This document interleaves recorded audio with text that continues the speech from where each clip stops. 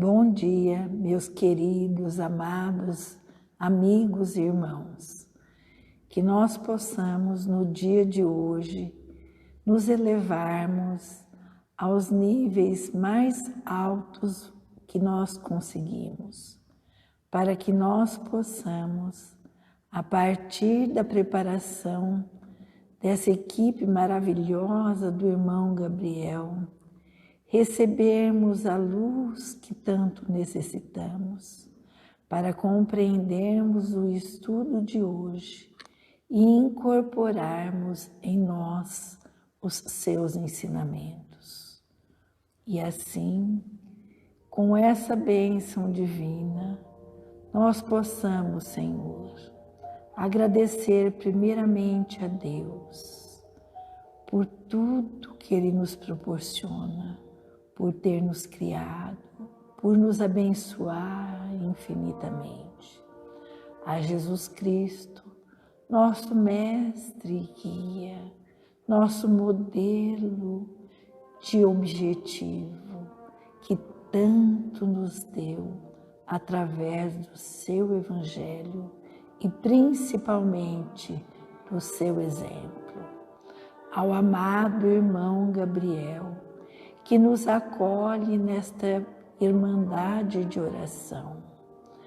A nossa Mãe Santíssima, que nos protege e nos abençoa.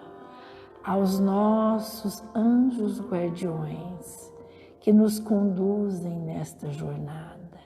Enfim, agradecermos a todos os bons espíritos amigos que nos iluminam, nos direcionam, e em particular ao bendito Evangelho e ao Espírito de Allan Kardec, que veio nos elucidar sobre as máximas do Cristo. Assim, pedimos então permissão para iniciarmos a abordagem de hoje. Que assim seja. Vamos então dar continuidade ao estudo do Evangelho segundo o Espiritismo no capítulo 20. Hoje nós vamos ver as instruções de dois espíritos, do espírito Constantin e do espírito Henry Heine. Ambos vão traçar alguns aspectos e dar alguns esclarecimentos sobre a máxima do Cristo, quando ele diz que os últimos serão os primeiros. Vou iniciar com o primeiro parágrafo, porque é a partir daí que nós vamos estabelecer uma reflexão específica sobre isso, pois na palestra anterior já foi abordado a vinha do Senhor e toda aquela parábola sobre ela. Então, iniciemos. O operário da última hora tem direito ao salário, mas é preciso que a sua boa vontade o coloque à disposição do Senhor que devia empregá-lo, e que esse atraso não seja fruto de sua preguiça ou de sua má vontade. Tem direito ao salário porque, desde o amanhecer, esperava com impaciência aquele que, por fim, o chamaria para a obra. Era trabalhador, apenas o trabalho lhe faltava. Então, fazendo uma breve pincelada sobre a parábola, haviam vários trabalhadores e um senhor da vinha. E ele requisitou esses trabalhadores no início do período, depois mais tarde e por fim na última hora. Quando ele foi pagar a todos esses trabalhadores, ele começou pelos últimos e pagou sobre o mesmo salário que ele havia combinado de um dia de trabalho. Os que chegaram cedo reclamaram. Disseram que não era justo, pois eles tinham trabalhado desde o começo. Como é que aqueles que chegaram mais tarde iriam receber o mesmo tanto? E aí o Senhor lhes colocou que ele estava sendo generoso e que ele era o contratante, portanto, ele tinha direito de pagar o que ele achava que as pessoas mereciam. E Jesus encerra dizendo que os últimos serão os primeiros e muitas vezes os primeiros serão os últimos. Então vamos ver o que significa esses últimos serão os primeiros e por que esses últimos foram pagos com salário integral. Notem que nesse primeiro parágrafo colocado, ele salienta bem esse espírito protetor, que aqueles trabalhadores que foram requisitados na última hora eram trabalhadores que mereciam o salário todo porque eles estavam disponíveis o tempo todo e que eles mereceriam se esse atraso não se desse à sua má vontade ou à sua preguiça. Por quê? Porque eles estavam lá desde o amanhecer e eles estavam aguardando apenas a oportunidade. Mas eles não estavam aguardando essa oportunidade desdenhando do trabalho ou achando bom estarem lá. Porque se eles estivessem com preguiça, dizendo, que bom que a gente ainda não foi chamado, aí a gente vai no fim do dia, ganha alguns trocados e acabou. Ou então, que beleza, vamos descansar, é bom ficar aqui sem fazer nada. Isso seria fruto da preguiça. E eles, portanto, não mereceriam o salário, como ele salienta no próximo parágrafo, que eu não vou ler, apenas fazer esse relato. E ele coloca mais ainda, que esses trabalhadores que estavam aguardando a sua hora, eles poderiam, inclusive, estar fazendo alguma coisa indevida. Vamos primeiro falar materialmente. Eles poderiam estar brincando ou até debochando das pessoas que passavam por ali. Eles poderiam estar planejando alguma coisa ilícita. Então, eles, além de não estarem com vontade de trabalhar, ainda estariam empregando mal o seu tempo. Então, vamos transportar isso um pouquinho agora para a vinha do Senhor, e não a vinha como na parábola, né? Porque Jesus Cristo, ele fala muito por parábolas, porque ele quer apenas nos ensinar como é o reino de Deus. Só que ainda nós não temos, e naquela época menos ainda, os discípulos tinham condições de compreender o reino de Deus. Tinham condições mesmo de compreender a lei de amar ao próximo como a si mesmo. Eles estavam acostumados à lei de olho por olho, dente por dente. E não tinham ainda a percepção amorosa que veio nos trazer Jesus. E nós, seus seguidores, e melhor ainda, compreendedores agora do que significa essa máxima de que somos todos irmãos, precisamos compreender o que significa esta parábola nesses termos. Então, o operário da última hora, ele tem o direito ao salário se ele está em uma disposição de entrega. Nós agora vamos falar nessa disposição de entrega, não ao trabalho braçal daquela vinha de uvas, mas uma disposição de entrega ao trabalho de Deus, ao trabalho que Jesus veio nos ensinar. Ou seja, a doação, a generosidade, a caridade que nós temos que desenvolver. Então, nós temos que estar preparados e dispostos a realmente trabalhar na vinha do Senhor. O que é trabalhar na vinha do Senhor? Trabalhar na vinha do Senhor Jesus, do Senhor Deus, é exercer o amor, é esquecer-se de si e se dedicar a auxílio ao próximo, se dedicar em benefício dos nossos irmãos, sem distinção de qualquer ordem.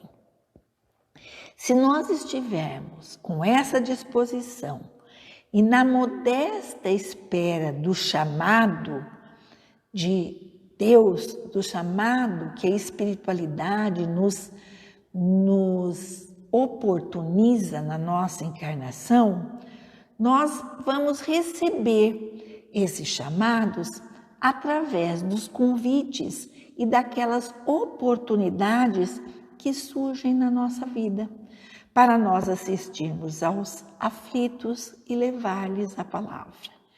Esses aflitos e essa assistência e esses chamados, eles aparecem na nossa vida de toda ordem, desde a mais ampla até a mais restrita. Desde o nosso irmão que mora conosco, daquela pessoa que trabalha ao nosso lado, daquela pessoa carente que nós simplesmente cruzamos na rua. Nós temos que estar, para sermos merecedores do salário, que seriam as bem-aventuranças que Jesus propaga do reino de Deus, nós precisamos estar dispostos, disponíveis e atentos a esses chamados, para podermos merecer o salário. Não importa a hora que a gente chegue. Se a gente for o primeiro a chegar, o último a chegar, se a gente não fizer o trabalho direito, a gente não merece o salário. Não adianta aquele Davi ter chegado primeirão de todos e simplesmente ter feito corpo mole o dia inteiro. Assim como nós, por acharmos que estamos na doutrina espírita, já somos os trabalhadores da última hora e não exercermos de fato o que é ser cristão, não vai adiantar nada. O nosso salário não será pago. A nossa evolução espiritual não será atingida. Então, ao sermos chamados, nós precisamos estar prontos para esse chamado. Se nós estivermos prontos para esse chamado, nós receberemos o salário devido. Não importa quando fomos chamados, ou melhor ainda, quando acordamos para o chamado, porque nós somos chamados à vinha do Senhor Deus desde que somos criados. Nós é que não entendemos. Nós é que não prestamos atenção nas oportunidades, nos chamamentos, nos convites que são feitos para que nós possamos trabalhar. Então, quando nós atentarmos para esses chamados, nós realmente precisaremos estar prontos. Bom, ele diz aqui, no final do comentário desse primeiro espírito protetor, ele diz assim: bons espíritas, meus bem-amados, sois todos trabalhadores da última hora. Só que ele diz assim: bem orgulhoso seria aquele que dissesse: comecei trabalho ao alvorecer e somente parei ao anoitecer. Todos viestes quando fostes chamados, um pouco mais cedo, um pouco mais tarde para a encarnação. Mas há quantos séculos e séculos o Senhor vos chama para a sua vinha, sem que tenhais querido entrar? Aqui estáis vós, no momento de receber vosso salário. Empregai bem a hora que vos resta, e não esqueçais jamais que vossa existência, tão longa vos possa parecer, não é senão um momento bem fugidio na intensidade dos tempos que formam para vós a eternidade. Então, ele salienta aqui que a gente não pode se orgulhar de achar que a gente é espírita, portanto é o trabalhador da última hora e vai ser o primeiro, como diz a parábola. Se a gente tiver esse pensamento, a gente não vai receber o salário nem da última hora que a gente trabalhou. Porque simplesmente é um pensamento orgulhoso e mesquinho, completamente diferente, completamente oposto ao ensinamento de Jesus, que é de caridade e amor. Então, se a gente se orgulhar de ser trabalhador da última hora só porque a gente é espírita, a gente simplesmente não será merecedor e nem poderá ser considerado trabalhador na seara de Jesus. Então, nós precisamos atentar muito para a responsabilidade de sermos trabalhadores da última hora. Logo em seguida, o próximo espírito protetor, Henry Heine, ele salienta que Jesus gostava muito da simplicidade dos símbolos e gostava muito de falar numa linguagem vigorosa e simbólica. Então, que nessa situação, ele coloca como trabalhadores da primeira hora os profetas, e a seguir os mártires, os apóstolos, os sábios, os filósofos e, finalmente, os espíritas, dizendo que eles são os trabalhadores da última hora, mas que eles têm a felicidade de receber a herança cristã de seus antecessores. Porque Deus abençoa essa continuidade, Deus abençoa essa solidariedade. E nós, como espíritas, recebemos, inclusive, o Evangelho de Jesus esmiuçado por Allan Kardec. Então, nós temos que, a partir daí, progredirmos tudo aquilo que os nossos antecessores fizeram. E muitas vezes, com o benefício da reencarnação, esses próprios trabalhadores da primeira, da segunda, da terceira e do 10ª hora, eles são uma consequência até de reencarnações. Às vezes, um trabalhador na vinha do Senhor chega num tempo que não lhe foi possível fazer todo o trabalho. Isso acontece, creio eu, com todos nós. Nós estamos, através das nossas reencarnações, progredindo nesse trabalho na vinha do Senhor Deus. Nós estamos, pouco a pouco, aprendendo e fazendo esse trabalho como ele deve ser feito. Ou seja, nós estamos aprendendo a cuidar do reino de Deus, a cuidar, a preparar a terra, vamos dizer assim, a preparar a nós e aos planos espirituais para sermos todos planos felizes. E isso é impossível numa encarnação.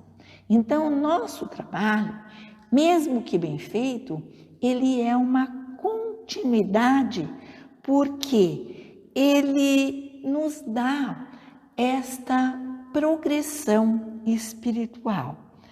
O salário que nós recebemos sempre é proporcional ao mérito da nossa obra. E nossa obra não é finalizada enquanto nós não nos tornarmos espíritos puros. A nossa obra é uma continuidade de serviços, é uma continuidade de trabalho. Então, quantas vezes a gente tem um trabalhador na casa da gente fazendo serviço de manhã até de tarde, durante um mês e um ano, e um dia que a gente chama uma diarista, ela faz um serviço melhor do que aquele que passou o ano inteiro fazendo. Então, isso acontece quando a pessoa se disponibiliza e se entrega àquilo que faz. Então, não importa a hora que nós chegarmos, na minha opinião, importa o trabalho que nós fazemos. Se eu cheguei primeiro, outro chegou depois, se nós todos fizermos todo aquele trabalho com um bom objetivo, que no caso é instalar a lei de amor no nosso meio, nós conseguiremos receber o salário devido. O salário é a nossa própria felicidade. Exercer esse trabalho já é o recebimento desse salário. Então, nós precisamos nos ater a isso, porque a reencarnação, ela eterniza essa continuidade. O espírito que é chamado a prestar conta de seu mandato terreno compreende essa continuidade para avançar, para desempenhar o seu trabalho na sua escala evolutiva.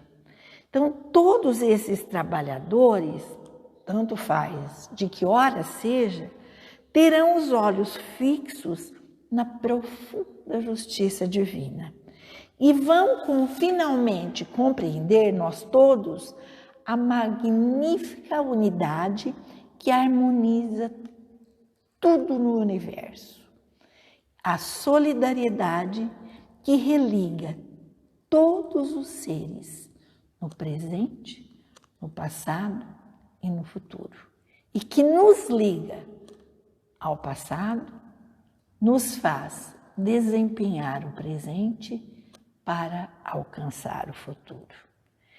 Então, nós precisamos nos ater ao trabalho e não à hora. Um outro aspecto muito importante que eu percebi nessa parábola foi o do não conformismo daqueles que chegaram primeiro.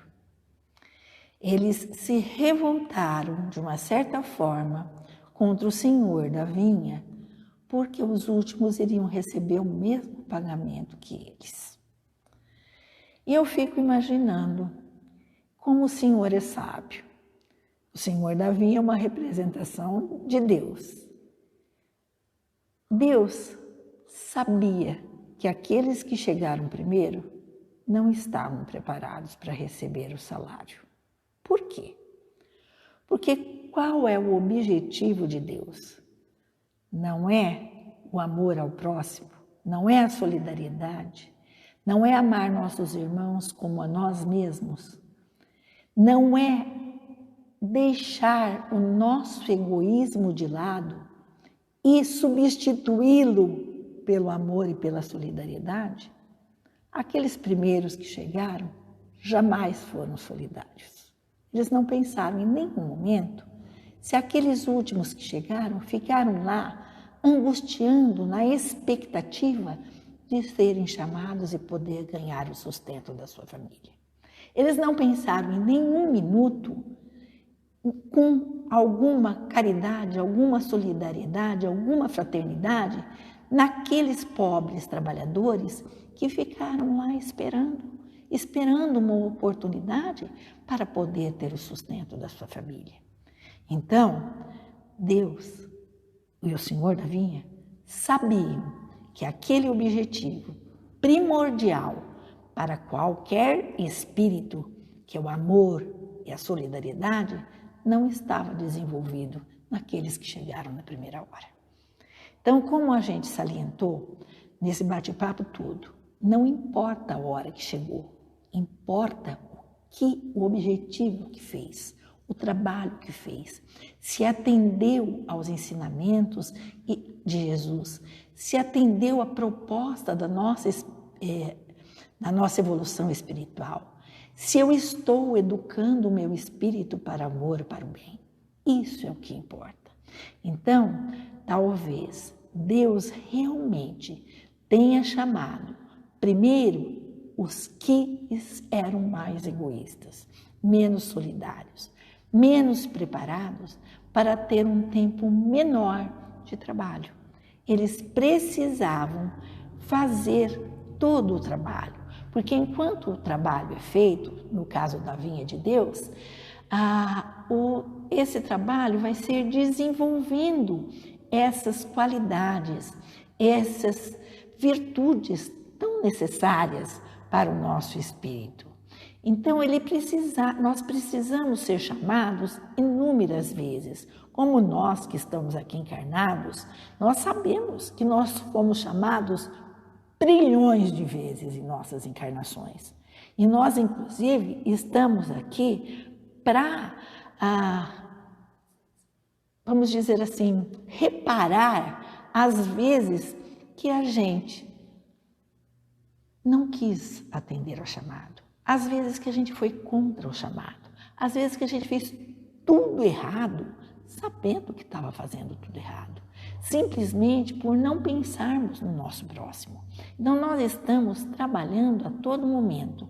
Por isso que ele coloca que nós não podemos mais perder tempo. O nosso planeta, nós sabemos, está mudando.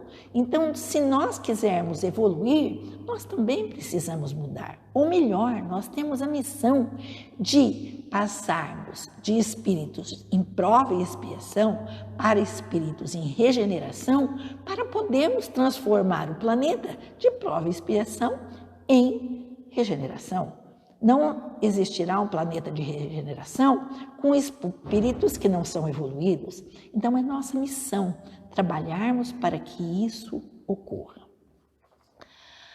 Dito tudo isso, eu gostaria de salientar um pensamento que eu vi esses dias de um teólogo sobre esta parábola.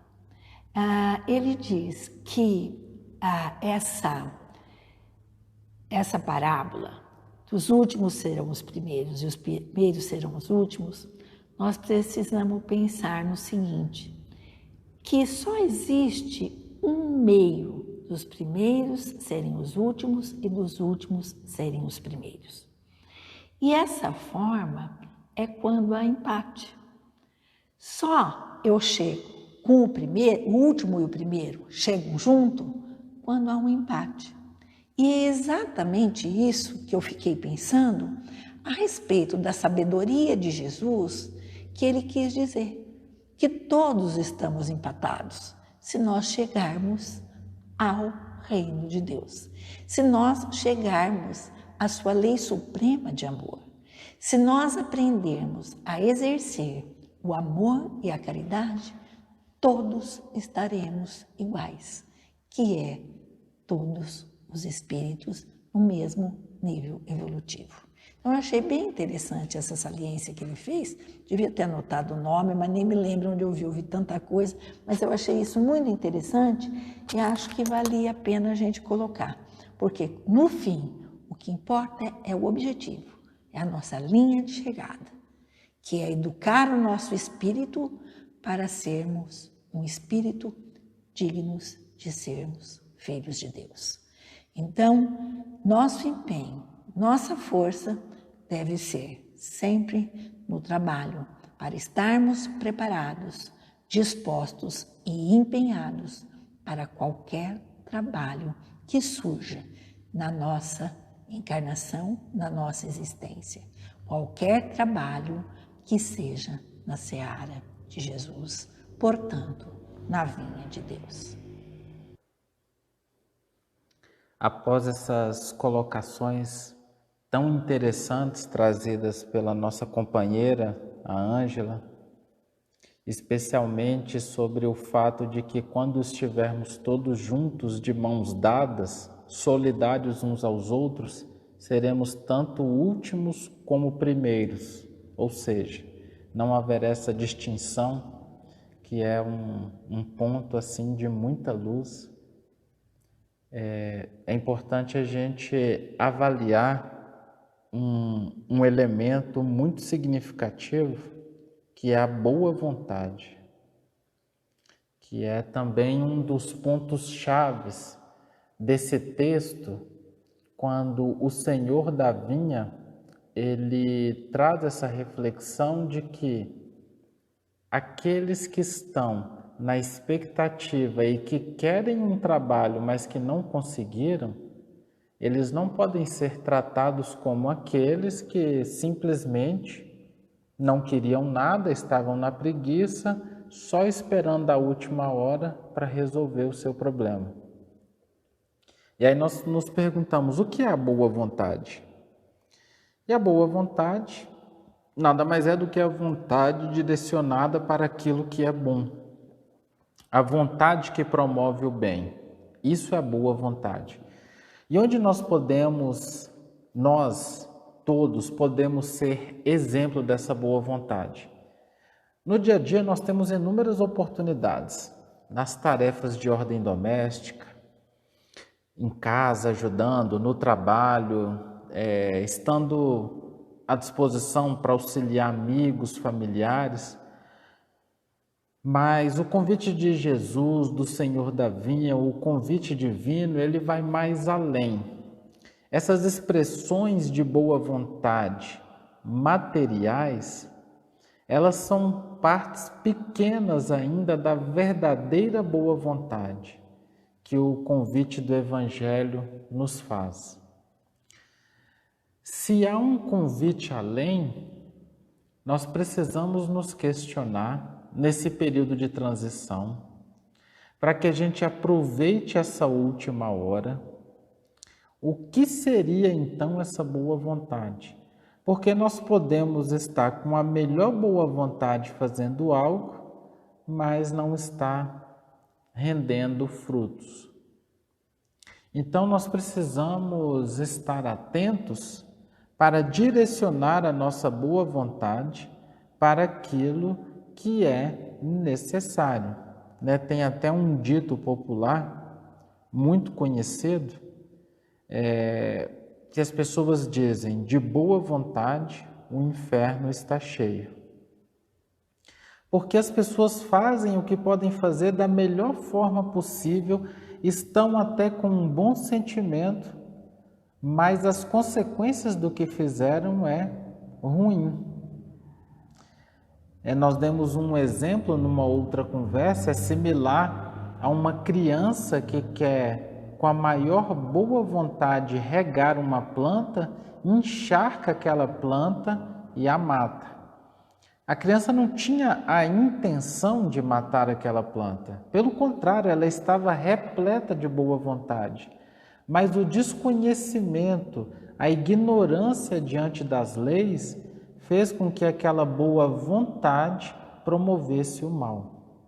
Então, dentro de tudo isso, a gente gostaria de encerrar trazendo para a lucidez da razão o que seria a verdadeira boa vontade. Emmanuel tem inclusive uma mensagem que ele intitula a seguinte: fora da boa vontade não há solução.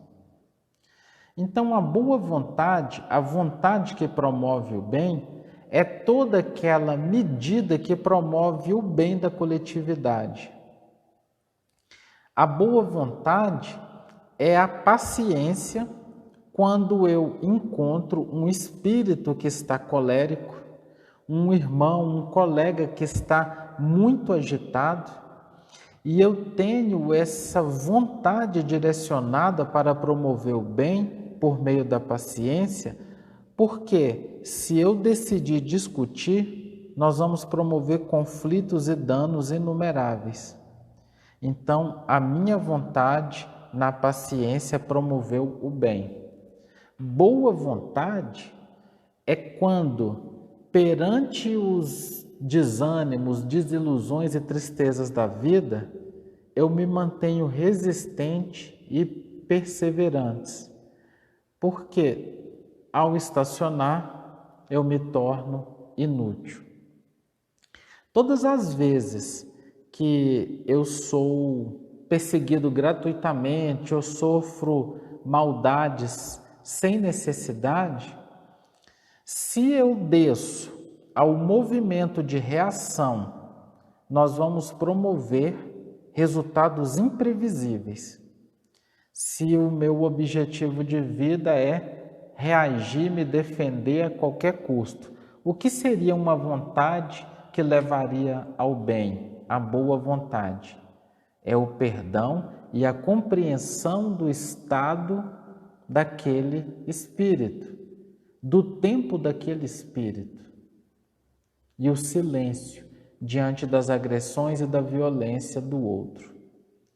Quando eu vou entrando nessa sintonia e começo a sentir o que seja boa vontade, o mundo se amplia, porque esse é o verdadeiro trabalho na vinha do Senhor.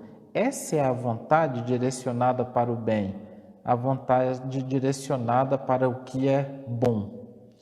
Diante dos trabalhos que nos pedem sacrifício, das convivências familiares que nos pedem sacrifício, a boa vontade é a renúncia.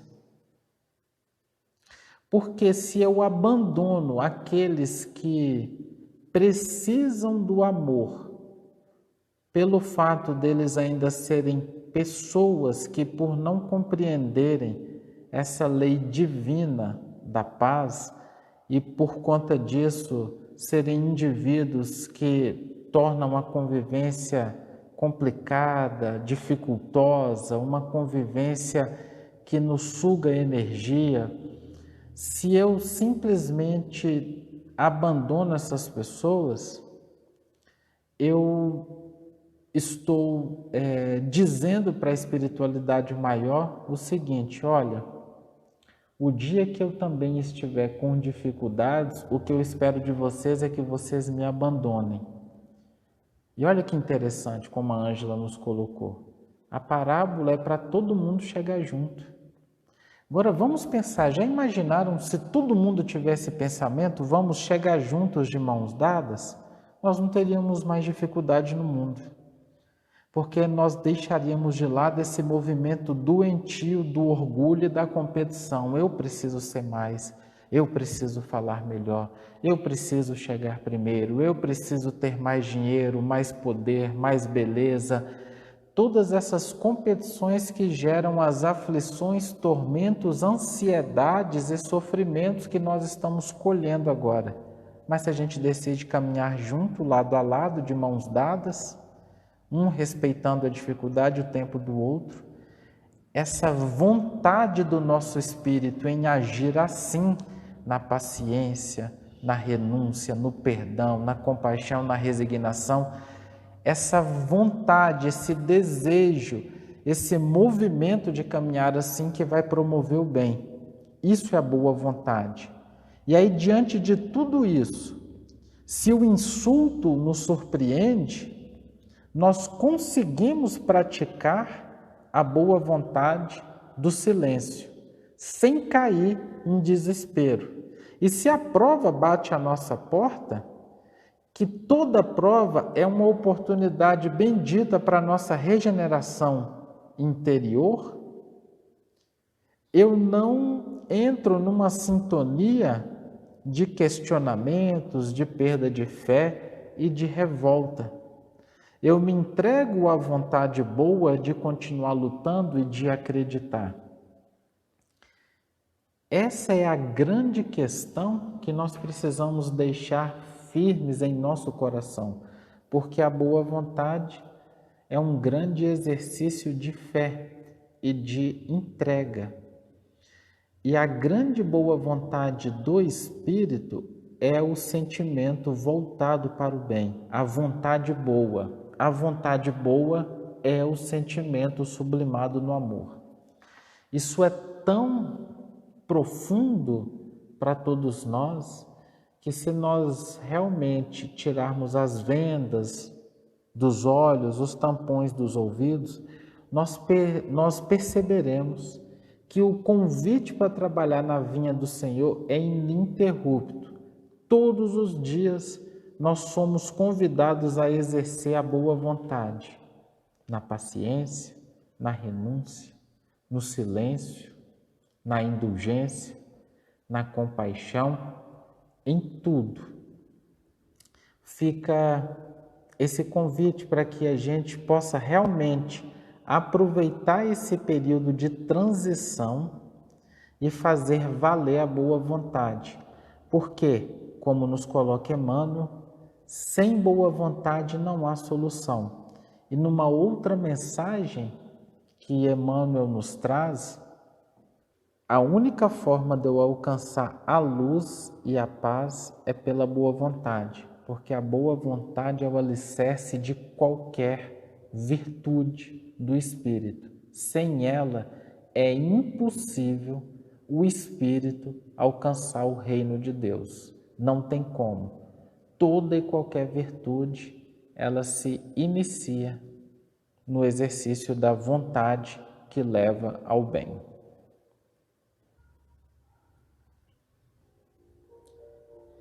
Amado Mestre Jesus,